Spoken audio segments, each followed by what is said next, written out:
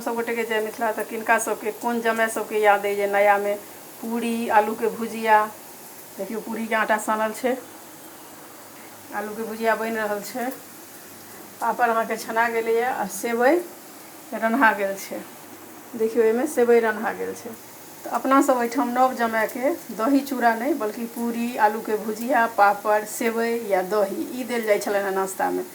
आई हमरा मोन भेल कहलहुँ बच्चों सबके केना बतबिए जे अपना मिथिला सबमे पहिले की सब खान पान होइ छलैए जमाय सबके।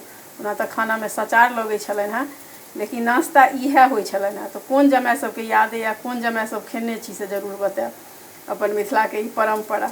आई हम कहलहुँ अपन बच्चा सब संगे बनाबी आ ओकरा सबके खुआबी जे देखी नाश्ता केहन लागै छै। नहीं तऽ आइ काल्हि के बच्चा सब तो बाहरी जे होइ छै सएह ज़्यादा पसंद करै छै, लेकिन हम अहाँके घरेलू चीज आ जे अपना मिथिला में शुरू से होइ छलै से जरूर बनबै छी आ बतबै छी जे बच्चा सब केना बुझतै। जन्मलै तऽ ई सब यूपी में, तो हम नहीं करबै ई सब चीज घर में तो बच्चा केना बुझतै जे अपन मिथिला के कोन चीज नीक होइ छै या की सब। तो चलू आई हम ई बनबै छी। तो कोन जमाय सबके याद है से जरूर बतायब। हमर माँ तो दै छलनि हमर बहिनोई के बना कऽ, तेँ हमरा याद है।